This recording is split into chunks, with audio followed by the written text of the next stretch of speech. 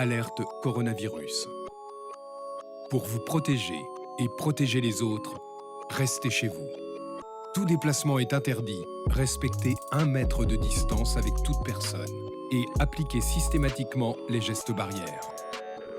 Les Français n'ont plus le droit de sortir de chez eux pendant au moins 15 jours. J'ai décidé de renforcer encore les mesures. Le confinement le plus strict doit encore se poursuivre. Je vous demande d'être responsables tous ensemble et de ne céder à aucune panique.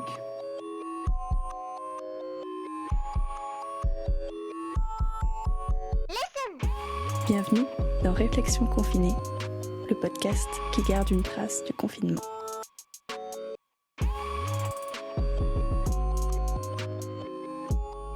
Pendant ce confinement, j'ai eu la chance d'être confiné, moi, dans mon petit village, le Vindel.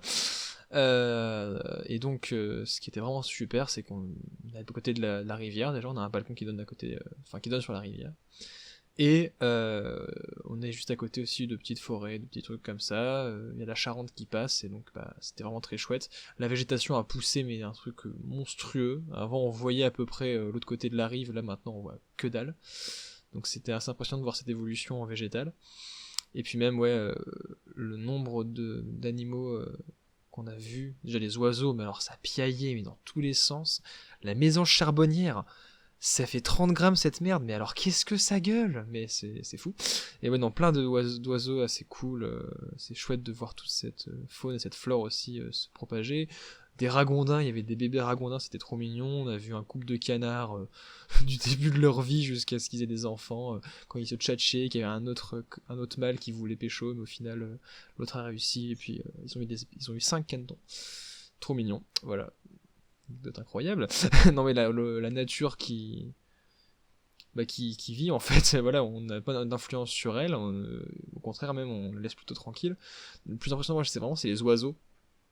Vraiment, il y a beaucoup moins de pollution lumineuse, beaucoup moins de quelque chose qui empêche leur cycle naturel, on va dire. C'était assez impressionnant la recrudescence l'augmentation de la population, à quel point il y en avait partout. Il y avait un martin pêcheur qui se baladait souvent près de chez nous. Enfin voilà, vraiment plein de trucs très très chouettes au niveau de la nature. Et se balader, c'était vraiment des moments très cool, très posés. On redécouvrait un petit peu des lieux. Des fois on croisait un autre être humain, c'est bizarre. Non mais c'était assez particulier comme ambiance quand même, quand on recroisait un autre habitant, un autre Vindellois. Il y avait toujours cette petite appréhension, à quelle distance on doit se mettre, même si on était limité quand même, au niveau du déplacement, j'avais la chance de pouvoir voir des paysages pas trop dégueux quoi.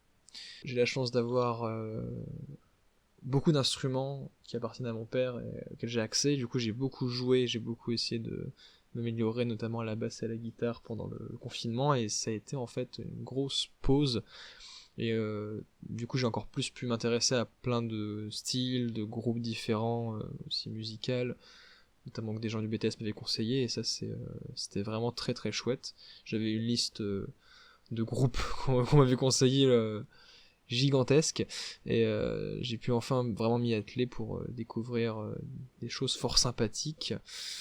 Voilà, donc là déjà c'est la première chose plutôt chouette. Ça m'a permis vraiment de me lâcher en fait, parce que quand voilà j'en avais vraiment marre au bout d'une journée, ou que je me faisais chier, je branchais la guitare ou la basse, ou même je prenais le thérémine ou autre instrument étrange, et je me faisais kiffer pendant 1-2 heures. C'était cool ça.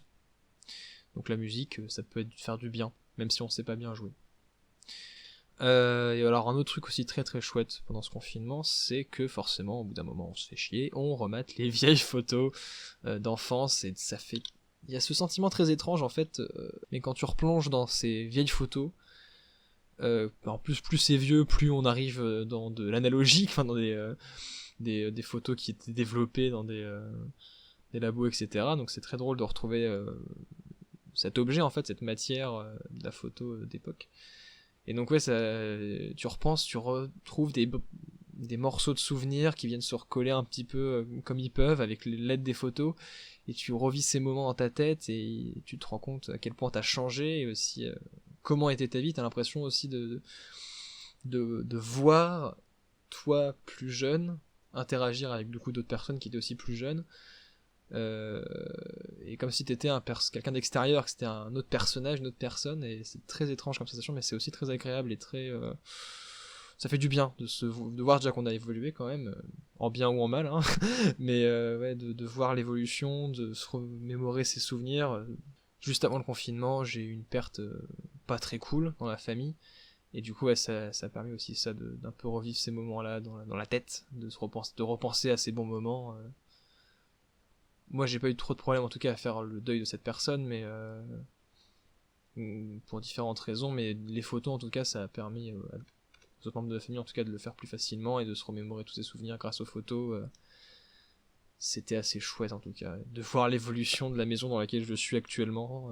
C'est assez fou aussi, de quand j'étais là ou même quand j'étais pas là d'ailleurs, c'était très bizarre. C'est très fun, vraiment de replonger dans des souvenirs grâce à la photographie, c'est assez balèze, c'est assez fou.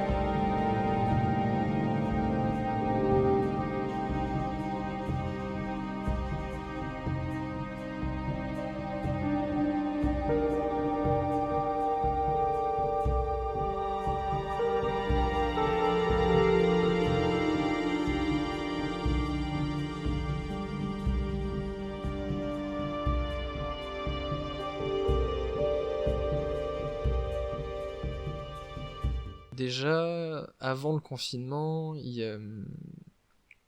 j'avais pris une décision que j'avais beaucoup mûrie par rapport à un événement pas cool qui est arrivé à une personne. Je ne suis pas directement concerné, entre guillemets, enfin j'étais vaguement au courant de la chose par différents biais, mais ça s'est confirmé de ouf, j'en ai discuté avec une personne de confiance, et on avait décidé d'agir pour essayer d'en parler avec la personne concernée. Mais le confinement nous arrivait en plein dans la gueule au moment où on s'était décidé de le faire. Alors là, surtout que c'était quelque chose de pas facile à faire, donc là ça nous a vraiment séché sur le coup, quoi. Et ça m'a j'ai beaucoup réfléchi par rapport à ça, donc c'est notamment par rapport aux violences sexuelles faites aux femmes. Et ce qui est assez fou, c'est que pendant le confinement, j'ai une très bonne amie à moi qui m'a appelé. On a discuté, parce que ça faisait longtemps qu'on n'avait pas parlé et tout. Et à un moment, elle m'avoue qu'une connaissance à moi du lycée, pendant toute l'année de terminale, l'avait en fait agressé sexuellement pendant 1 an. Personnellement je n'avais rien vu, donc déjà ça faisait un peu mal, quoi. Et donc ça avait mis du temps à nous... Déjà elle en a parlé à ses parents aussi un peu tardivement, mais encore plus pour ses amis. Et c'est dingue de se dire ok, c'était là depuis le début, on se rend pas compte et ça fait quelque chose, quoi. Et du coup voilà, ça plus ça, et puis même tout cette libération de la parole, on est un peu dans le bas de la courbe, on va dire, au niveau de la connaissance par rapport à ça, dans le sens où on se prend un peu tout dans la gueule pour certaines personnes, je pense. On savait déjà que ça existait, mais pas à ce point-là, et que toutes ces paroles se libèrent, que tous ces cas autour de nous se manifestent, ça fait quelque chose, surtout dans un entourage où justement j'ai l'impression d'en parler assez librement et que ce soit assez clair en fait, ça se fait pas d'agresser sexuellement quelqu'un, qu'il y ait des cas en fait, ça me rend fou, quoi. Et je me dis et du coup j'en parle à ces personnes qui viennent se confier, mais aussi du coup j'essaie de le dire un maximum depuis le déconfinement, et aussi aux personnes avec qui que je voyais en vidéoconférence pendant le confinement. Faut dire les choses, il faut pas hésiter. En tout cas moi je serais prêt à entendre et à aider, à soutenir Adonf, à aller voir la police ou la gendarmerie pour amener ça en justice, parce que c'est ce qu'il faut faire en fait, parce que c'est un crime. Normalement un crime c'est puni, et justement si au final il n'y a pas de suite à ça, le dénoncer, en parler autour de nous, dire que c'est inadmissible, parce que c'est inadmissible, et voilà. En fait c'est surtout cette non-réaction, cette non-action de gens qui sont au courant. D'ailleurs au passage même si c'est un délit de pas témoigner, ou pas témoigner, de pas aussi témoigner, j'ai pas d'autre mot, mais de pas dire les choses quand on est témoin, qu'on a la connaissance d'un crime, enfin que quelqu'un a commis un crime. Si on ne le fait pas, en fait, c'est passible normalement de prison, etc., d'une amende, mais évidemment c'est quasiment jamais appliqué. Mais de se dire ça, c'est pour moi ça me fait travailler. Enfin, ça fait travailler la tête, et je me dis, bah, en fait, c'est ça, j'ai été au courant notamment pour la première histoire dont je parlais depuis un certain temps, et j'ai rien fait, et plein de gens n'ont rien fait, enfin, c'était des bruits de couloir, c'était, même si moi je savais pas qui était directement concerné, et voilà, je connaissais juste le bourreau, c'était dur, en fait. De voir ça, j'imagine même pas pour la personne concernée directement, mais de savoir ça, de rien pouvoir faire, de peur que, bah ouais, non, peut-être qu'elle veut pas que qu'on en parle, peut-être qu'elle veut pas qu'on aille en parler à la police, etc. Mais en fait, c'est, en tant que citoyen déjà, et puis même en tant que personne morale, maintenant je considère qu'il faut que je le fasse. Donc là, la situation est particulière, donc c'est compliqué de le faire, mais en tout cas, j'essaierai de venir vers la première personne déjà, pour essayer de voir si elle est prête à amener ça en justice, et que, dénonce ce que l'autre personne a fait. Et pour mon ami là que j'ai recontacté récemment, je lui ai signalé mon soutien, et j'espère qu'elle fera quelque chose, en tout cas, pour que la personne en subisse les conséquences, parce que si on laisse faire les agresseurs, les violeurs, et qu'on fasse rien derrière, à part se taire en se disant que c'est pas si grave, et puis c'est con de faire des ragots, c'est con d'en parler, quoi, ça plombe l'ambiance et tout, t'imagines. Je trouve ça dommage, en fait. Je trouve ça grave, et faut qu'on en parle, il faut que ça sorte, quoi. Et c'est un peu, j'ai l'impression, voilà, qu'on hésite, justement, quand il y a des débats, on n'hésite pas à avancer des arguments poignants, de dire oui, il faut faire des choses, etc. Et au final, quand on se retrouve dans cette situation similaire, pas forcément en tant que victime ou bourreau, mais juste extérieur à ça et qui est témoin, on fait rien, en fait. Et faut faire les choses, et j'espère pouvoir, en tout cas, quand la situation actuelle au niveau du virus évolue, on va dire, dans le positif, pouvoir aider ces personnes que je connais, et même essayer, moi, au quotidien, de déceler ça, même si c'est pas facile, du coup. On voit pas forcément, et au moins signaler aux personnes à qui je tiens un minimum, qui peuvent compter sur moi pour en parler, et qui pourront compter sur moi pour aller m'amener ça acquis de droit, on va dire.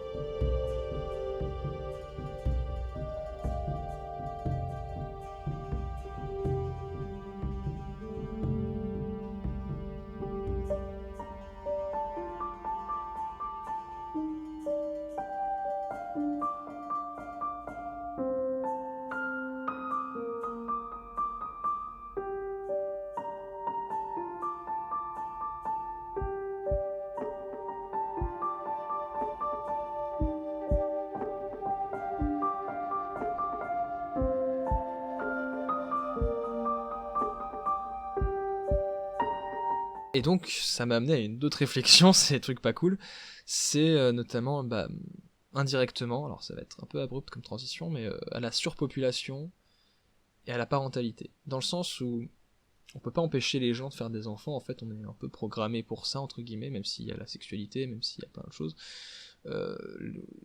On a une courbe exponentielle, en fait, de gens qui naissent. Le nombre d'humains sur Terre, l'augmentation est exponentielle, donc on a beau parler de sexualité alternative que je respecte énormément et plein d'autres choses, il y a un constat, c'est qu'il y a des naissances. Et le truc, c'est que je pense honnêtement que le couple tel qu'on l'imagine, donc le côté binaire, le côté exclusif de deux personnes, c'est beau, c'est fort, mais dans un futur, on va dire, dans une logique de développement durable, dans une logique de sauver la planète et par la même occasion nous, c'est pas forcément compatible, et même au-delà de ça, c'est un constat aussi, on est la génération du divorce, on est la génération où quasiment, là, je pense, dans mon entourage proche, encore une des rares personnes à avoir des parents ensemble. Je dis pas que des parents séparés c'est moins bien, mais en tout cas, ça rentre pas dans les codes de ce légalement il existe. Il y a pas il y a un statut parents séparés, mais généralement c'est un peu le bordel, Et voilà, enfin, en gros, la société n'est pas prévue pour, quoi. Et en fait, c'est ça, c'est ma réflexion, c'est on n'a pas d'autre choix, en fait, que de finir à deux, ou seul, du coup. Mais à deux, c'est le seul moyen d'obtenir des avantages, que ce soit par le Pacs ou le mariage civil, d'obtenir des avantages au niveau des subventions, au niveau des choses, en tout cas pour avoir des enfants, et aussi pour s'en occuper.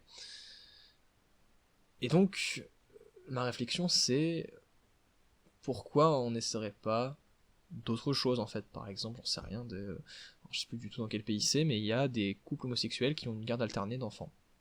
Qu'ils ont eu des enfants biologiques ou non, d'ailleurs.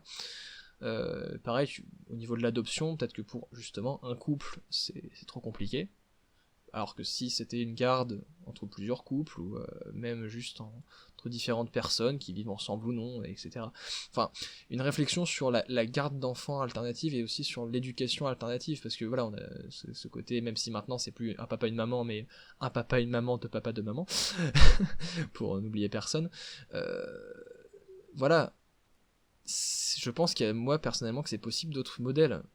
Je sais pas, genre un couple homosexuel et une autre personne qui ont eu un enfant, génétique ou non, et qui se partagent la garde pour X raisons aussi, parce que voilà, on a tous des choix de vie, des carrières différentes, et ça, il faut aussi pouvoir s'adapter par rapport à ça, et du coup, l'éducation et les parentalités alternatives à celles que l'on connaît peuvent être une solution. Et au-delà de ça, ça peut permettre aussi déjà... Et du coup, par rapport à la surpopulation, tout simplement déjà que l'adoption soit peut-être aussi simplifier l'adoption, justement, essayer, voilà quoi, de proposer des gardes alternatives. On fait bien pour des plantes, alors pourquoi pas pour des êtres humains. A priori, il n'y a pas de... Même si génétiquement, je ne nie pas qu'il y a quand même une chose qui est faite pour que normalement il n'y ait que 2 parents biologiques, mais c'est quand même, je trouve ça évident maintenant dans la civilisation dans laquelle on vit, que un enfant puisse être gardé par d'autres personnes que déjà ses parents biologiques. Puis, déjà juste le principe de parrain-marraine, je trouve que c'est une preuve que c'est pas si compliqué de se figurer la chose. On est prêt à, si les parents meurent, ils sont prêts à laisser leur enfant aux mains d'amis à eux. Donc pourquoi on ferait pas ça tous les jours, en fait, même quand les parents sont encore vivants. Enfin, il y a plein de choses comme ça. Et je me dis que ça peut être une solution, justement, aussi, comme je disais, à la surpopulation, dans le sens où si on peut plusieurs possibilités pour garder des enfants, pour en avoir et s'en occuper, parce que des gens veulent avoir des enfants, mais si d'autres n'en veulent pas. Des gens qui veulent avoir des enfants, et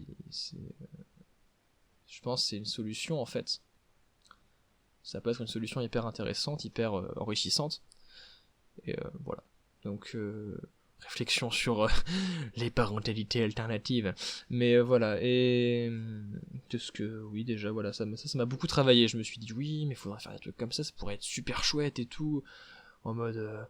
oui, comme ça tu gardes Jérôme une semaine sur 2, puis comme ça je peux récupérer je sais rien, Béatrice, etc. Hop, c'est cool, voilà. Puis en plus comme ça permet aussi de la diversité, puisque forcément si mettons un couple a 2 enfants avec une garde alternée de 2 autres personnes différentes, j'en sais rien, ça permet une ouverture aussi qui est plus grande, parce que justement ce qui crée, on va dire, le conflit dû à la différence, c'est qu'on reste, et notamment pendant cette période, on reste quand même avec les mêmes personnes tout le temps, dans le cadre familial, et d'ouvrir ça juste dans l'éducation et dans la vie de tous les jours, ça, je pense que ça peut être hyper intéressant.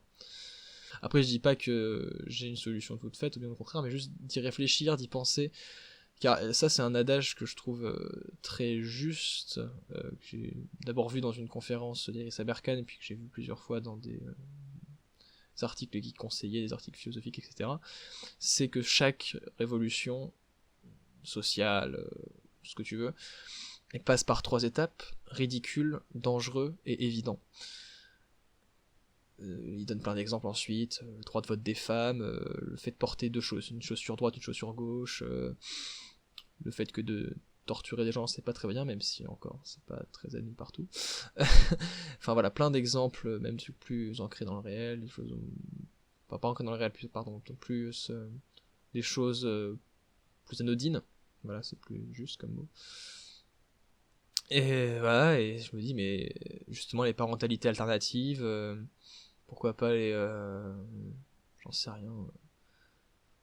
Donc les gens parlaient des parentalités alternatives, mais aussi le fait qu'une femme, elle a le droit de s'épiler ou non, de se maquiller ou non, et que par rapport à son travail, par rapport à ses relations sociales, il n'y ait pas d'influence, en fait. Ce serait bien aussi. Enfin, il y a des choses comme ça, même si là on a un peu ouvert la boîte de Pandore, on se prend tout dans la gueule et il va falloir redescendre, mais bon, c'est comme ça. Plein de choses qui pour l'instant sont ridicules, voire dangereuses, qui vont devenir évidentes, et le jeu, c'est pas de se foutre de la gueule de nos ancêtres qui trouvaient quelque chose qui maintenant pour nous est évidente et qui pourrait être ridicule, voire dangereuse, mais nous réfléchir sur ce qui maintenant est ridicule, voire dangereux, et qui va devenir évident, en fait. Je pense c'est vraiment le message, on va dire, parce que je trouve ça vraiment, c'est un peu une base de réflexion qui devrait être essentielle, dans le sens où voilà, on a tous des a priori, de base, genre ça c'est quelque chose, on peut pas se dire qu'on n'a pas d'a priori sur quelque chose, on a tous des a priori, des défauts, des jugements, qu'on porte des jugements, et de se dire de se poser, de dire ok, qu'est-ce qui je pense est ridicule maintenant, et d'imaginer juste si c'était admis en fait. De se poser la réflexion, je pense que ça peut être hyper intéressant. Et c'est ce que je me suis dit, notamment pour cette parentalité alternative, je me suis dit, mais pourquoi on a juste le couple en fait? Pourquoi on peut juste se marier et se paxer? Pourquoi on peut pas faire genre un mariage civil à 3? Bon, déjà parce que Dieu il est pas content, parce que déjà oui, on va peut-être changer aussi le nom de mariage civil, parce que c'est un peu judéo-chrétien tout ça. Voilà, de réfléchir, parce que le polyamour ça existe, les gens veulent vivre ensemble à 3, ou plus d'ailleurs, voilà, la polygamie, la polyandrie, ça existe, ça pour certains c'est un vice, pour d'autres c'est juste parce qu'ils aiment des gens, et ça peut être bien aussi de les écouter, de leur donner leur chance, quoi. Pareil, sur plein d'autres points, les personnes qui n'ont pas un des deux sexes qui existent, qui ont un des sexes qui est assez rare d'ailleurs, mais qui existe et qu'on prend pas en compte, et d'ailleurs on torture pour certains, parce que c'est pas ce qu'on connaît, et voilà, juste les accepter ces personnes, se dire ok ça existe, c'est pas grave en fait, genre c'est normal, et qu'ils puissent avoir un statut civil, qu'ils puissent se marier, qu'ils puissent avoir des enfants, qu'ils puissent faire ce qu'ils veulent en fait, même juste voilà, ça peut être bien aussi. Enfin voilà, plein de choses qui pour l'instant sont ridicules ou paraissent dangereuses pour certains, ce serait bien que ça devienne rapidement évident en tout cas, parce qu'il y a quand même une urgence dans certains domaines, parce que si on avance là-dedans on pourra aussi avancer sur les problèmes plus urgents, je pense en tout cas.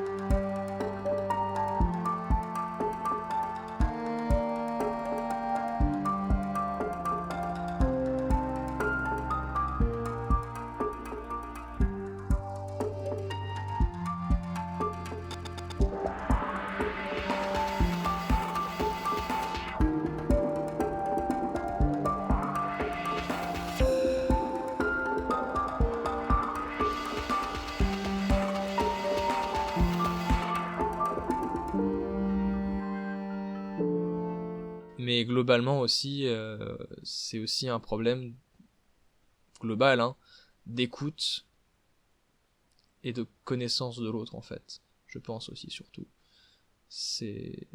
On a beaucoup d'a priori, notamment sur les choses qui nous paraissent graves. J'ai pas envie de donner d'exemples pour paraître pour un taré, mais voilà. Il y a plein de choses qui nous paraissent graves, c'est normal que ça nous paraisse grave. En tout cas par rapport à la morale qu'on nous inculque depuis toujours, on va dire. Et on porte un jugement, on n'essaie pas de comprendre. Alors que si on comprenait, enfin on essayait de comprendre en tout cas, quand je dis comprendre, c'est pas accepter la chose, parce qu'il y a des choses qui restent inacceptables. Ça c'est sûr. Parce qu'on se le permettrait pas en fait. Ou si on se le permet, on sait on sait que c'est pas bien, en tout cas même si c'est une pulsion ou quoi, on sait que c'est pas bien. Pour nous, et pour les autres. Mais, d'essayer de le comprendre, dans le sens analyser, dans le sens permettre à la personne de s'exprimer et d'être écoutée, parce que c'est quelque chose quand même qui peut être sympa pour un être humain, c'est un peu vital.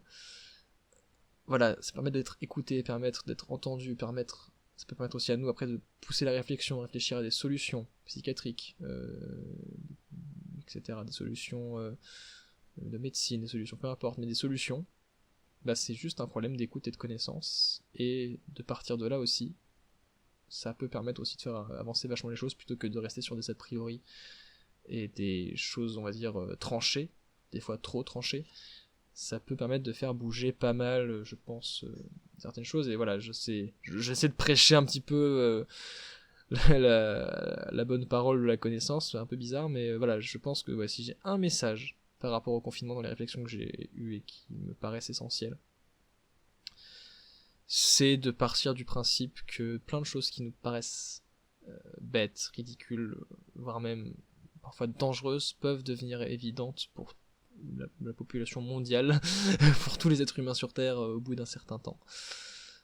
Et pareil qu'il faut toujours, même si ça peut paraître étrange dans certaines situations, essayer de ne pas être tranché, toujours mettre en perspective. Ça peut paraître évident, mais sur certains sujets, tu peux passer pour un connard en disant ça. Et c'est très dur. Mais il faut pousser, il faut toujours... Si vous pensez qu'il faut un minima réfléchir, pas trop dans le sens où faut pas non plus pousser mes mains dans les orties, mais voilà, au moins prendre le recul nécessaire sur chaque chose, c'est hyper important. Si vous pensez qu'il faut prendre, faites-le, et si vous pouvez vous forcer au moins essayer d'y penser, ça peut être aussi top. Je dis pas que je le fais tout le temps, je dis pas que je suis parfait par rapport à ça et que je l'applique tout le temps, mais j'essaie de l'appliquer un maximum, et j'espère que ça inspirera d'autres gens dans leurs réflexions, et qu'on pourra comme ça construire tous ensemble un avenir un chouïa plus radieux que ce qui se présente actuellement.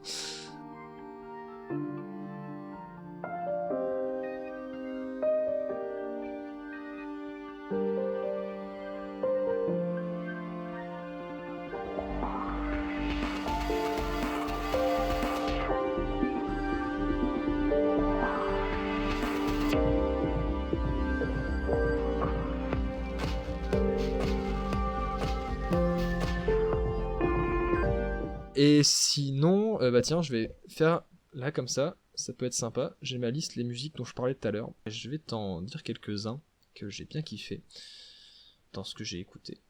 Le Club des Losers, c'est sympa, c'est du rap et c'est rigolo. Donc si vous aimez un peu le rap alternatif, c'est chouette. Boards of Canada, si vous voulez planer, ça c'est vraiment très chouette. Et puis les clips sont assez mélancoliques et sympas. Voilà. Comet is Coming. Allez écouter aussi, c'est franchement très sympa. Non, ouais, un peu jazz alternatif, un peu... Ouais, c'est sympa. Fractal Universe, pour les fans de métal progressif, c'est assez... Ouais, c'est franchement pas mal. Zebrahead, pour ceux qui aiment le punk, le pop-punk bien catchy, bah là, on est en plein dedans, vous allez chanter les refrains à tue-tête, c'est sympa. Freak Kitchen, si vous aimez le rock alternatif et qui teste plein de choses, bah là on est en plein dedans, les mecs qui foutent des instruments de toutes les origines dans leur musique. Le lead guitariste, dont j'ai oublié le prénom malheureusement, mais voilà, le lead guitariste il fait des trucs avec sa guitare, mais tu te dis mais qui quoi. c'est très chouette. King Gizzard and the Lizard Wizard. C'est bizarre mais c'est rigolo. Ouais, voilà, déjà c'est pas mal, des trucs sympas. Déjà, allez checker, c'est cool. Aussi, quelques découvertes niveau lecture de BD. Blast de Manuel Arsenet, qui est trop bien. Je le conseille vivement. C'est très psychologique, il tient pas. J'en dis pas plus parce qu'il faut le lire. Mais en tout cas, le style est très particulier. Et en général, je conseille les œuvres de Manuel Arsenet, mais le style est très, on va dire, dur. Enfin, faut pas la lire si t'es déprimé, je pense, mais voilà. C'est très sympa. Et Zai. Alors j'ai complètement oublié l'auteur, mais c'est de l'absurde et c'est cool. L'absurde c'est rigolo. Voilà. Et j'aimerais aussi d'un dernier mot sur une activité que j'aime beaucoup et que j'ai beaucoup pratiqué pendant le confinement. J'aimerais faire la promotion, en tout cas du loisir qui est le jeu de rôle. Alors c'est extrêmement large et en même temps extrêmement précis comme terme. Le jeu de rôle, ça englobe en fait tout ce qui va être jeu de théâtre en vrai ou dans l'imaginaire. Et particulièrement pendant ce confinement, j'ai pratiqué ce qu'on appelle le jeu de rôle papier. Normalement ça se fait autour d'une table, mais grâce à l'outil informatique et internet, maintenant on peut le faire à distance avec des copains, chacun dans sa maison, mais le principe reste le même. On incarne des personnages qui vont vivre une histoire sur laquelle on va improviser. En général, on simule l'aléatoire grâce à des dés avec moult faces et moult designs. Mais voilà, l'idée c'est ça, on incarne des personnages dans un univers préétabli, on va dire, enfin prédéfini. Et la configuration aussi générale, il y a quelqu'un qui va compter les situations, compter l'histoire, et les joueurs incarnent des personnages qui vont interagir et vivre dans cet univers et dans ces situations. Et c'est très kiffant, tout se passe dans la tête. Ça peut paraître bizarre pour certaines personnes, mais tout se passe dans la tête. On imagine les situations, chacun en fait se fait son petit propre film, en fait, fait son propre palais mental de ça. Et c'est extrêmement kiffant car déjà ça a des vertus un peu introspectives dans le sens où on apprend à se connaître par rapport aux personnages concrets, par rapport à comment on les joue. On apprend, c'est aussi une activité sociale très chouette dans le sens où ça oblige à la coopération, ça montre aussi à quel point on peut être... ça permet une libération aussi de l'esprit dans le sens où on est totalement libre de faire ce qu'on veut dans cet univers.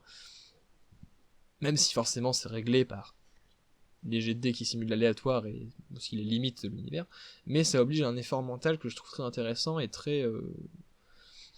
qui fait du bien en fait. Je ne compte plus le nombre de fois, même avec des personnes qui ne sont pas forcément à fond dans le JDR, le nombre de fois où juste on reparle d'une partie parce que c'était marrant pour tel ou tel moment, ou parce que c'était drôle, épique, triste, pour plein de raisons, et juste voilà, pour ça je trouve ça cool de promouvoir cette activité qui est très chouette, qui prend de l'ampleur en plus grâce aux actual plays, c'est donc des parties filmées avec des comédiens et tout, c'est plutôt chouette.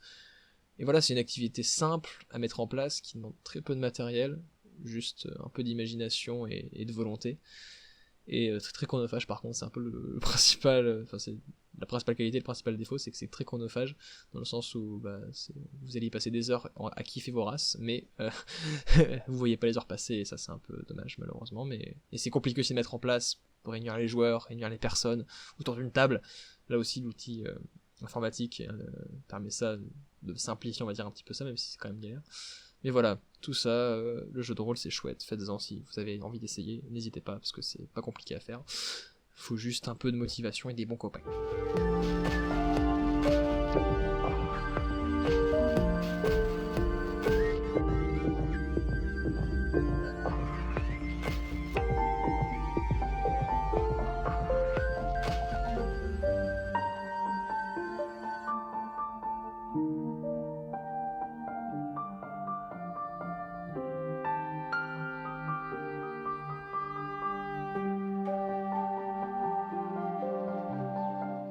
Pour revenir sur ma conclusion, testez des trucs, remettez en question tout ce que vous savez, mais en même temps, voilà, enfin pas remettre en question, mais juste essayer de voir ce qui pourrait évoluer dans le futur, et réfléchir à des méthodes différentes de ce qu'on connaît par rapport à la façon dont on éduque les gens, dans la façon dont on parle aux gens, dans la façon dont on interagit avec les gens.